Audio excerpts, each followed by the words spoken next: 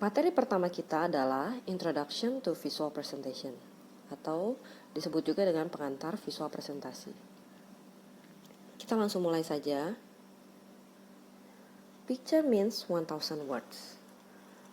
Gambar berarti 1000 kata. Kalimat ini kita sering dengar ya. Kalimat yang umum sekali diucapkan bahwa kalian mau nulis 1000 kata, mau apapun, mau tulisan seperti apapun, itu semua tidak berarti. Tetapi ketika sudah gambar beraksi, semuanya menjadi berarti. Biasanya umum dikatakan untuk orang-orang yang biasanya berbuat curang. Nah, seperti itu jika hanya berupa tulisan bahwa orang ini berbuat curang atau menyontek atau seperti apa, itu tidak berarti.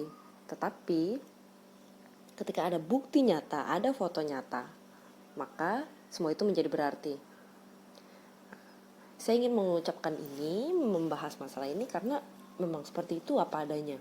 Bahwa memang gambar itu berarti sangat banyak. Kenapa saya bilang seperti itu? Saya tidak mau hanya menggunakan kata-kata seperti ini ya, picture mean 1000 words, dan sumbernya pun unknown gitu, seperti itu. Tidak mau, karena kita memang belajar, kita harus mempunyai bukti-bukti yang nyata. Nah, seperti pada sesi-sesi sebelumnya, pada materi-materi sebelumnya, Bapak John Medina, dia seorang pengarang tentang buku Brain Rules. Buku Brain Rules ini sangat bagus sekali. Dia sangat mengerti fungsi kerja otak. Dia meneliti cukup lama untuk fungsi kerja otak ini.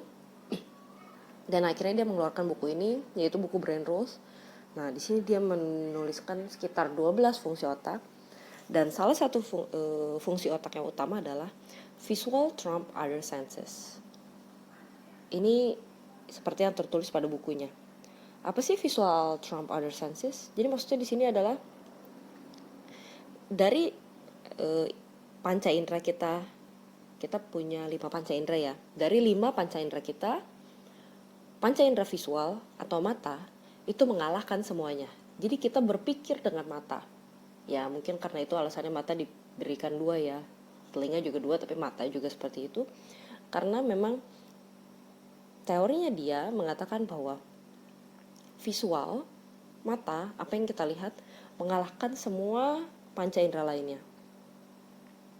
Nah, selain itu juga tertulis di bukunya bahwa katanya setelah 3 hari, jadi nih ketika saya membuat presentasi seperti itu, kemudian presentasinya saya visualkan, ada tulisannya juga seperti itu ya, seperti biasa kan presentasi seperti itu. Nah, setelah saya selesai presentasi, setelah 3 hari kemudian, apa yang Anda lihat di sini sekarang, ya silahkan dibaca dulu, saya berikan waktu sebentar. Nah, tulisan ini bahkan setelah Anda melihat video ini saja, Anda hanya ingat 10%. Ya, tapi menurut John Medina, setelah 3 hari, Anda hanya akan ingat 10% tulisan ini. Saya coba bacakan tulisan ini. Sarapan saya pagi ini adalah waffle dengan buah-buahan segar seperti strawberry dan blueberry. Simpel ya, hanya 3 kalimat saja. Nah, ya jangan tanya kenapa tulisannya sarapan ya, karena kebetulan saja sih saya membuat ini sebagai contoh saja. Sarapan saya pagi ini adalah waffle dengan buah-buahan segar seperti strawberry dan blueberry. Bagaimana jika saya sampaikan itu dalam bentuk visual, dalam bentuk gambar? Hasilnya akan seperti ini. Apakah cukup menarik? Ya, di sini juga ada tampilan waffle, juga ada ada strawberry, ada blueberry, seperti yang dibahas dalam 3 kalimat sebelumnya. Nah, menurut John Medina, otak kita akan mengingat 65%. 65% dari gambar ini.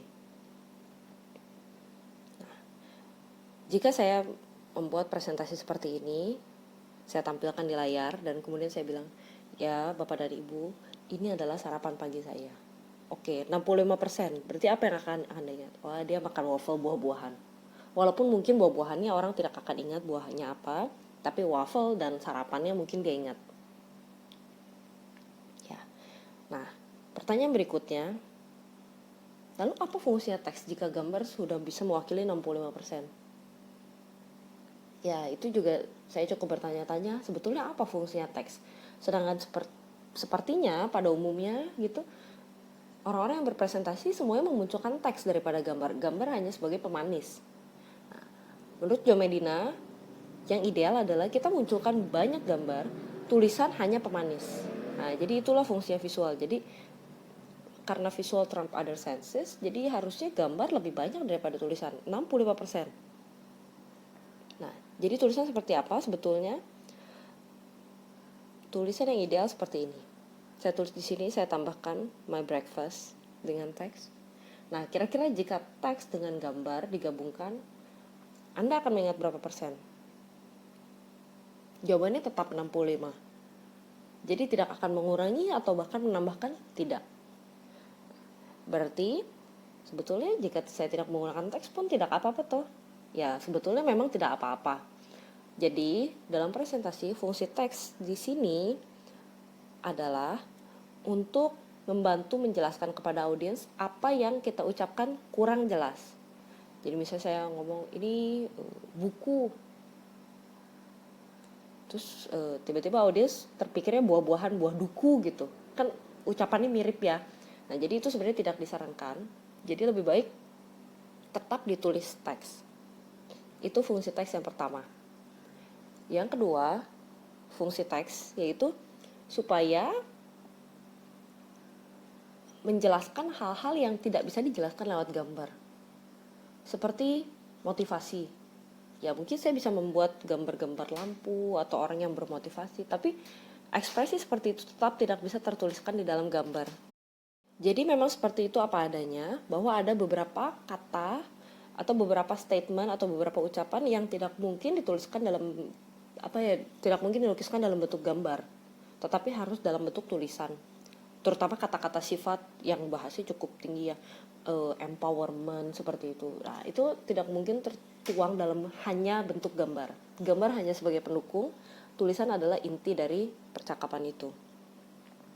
Dan seperti apa yang kita lakukan sekarang, distance learning, saya hanya berbicara tanpa tulisan, mungkin informasi bisa tersampaikan dengan salah. Nah, seperti ini, kalian lihat ini adalah slide presentasi pertama kalian. Gambar 65% dan sisanya tulisan. Jadi, untuk membuat presentasi yang cantik, mendesain sebuah presentasi, yang paling penting adalah buatlah secara visual. Bayangkan secara visual. Jadi, gambar 65% paling sedikit dan sisanya tulisan. Dan percaya atau tidak, jika saya berpresentasi langsung di depan Anda, saya dalam fase presentasi secara formal, percayalah, teks dalam semua sesi ini akan sangat jauh lebih berkurang. Teks hanya sebagai clue, teks hanya sebagai pemandu kalimat sesuatu yang tidak bisa diungkapkan oleh gambar. Maka saya akan tampilkan dalam bentuk teks.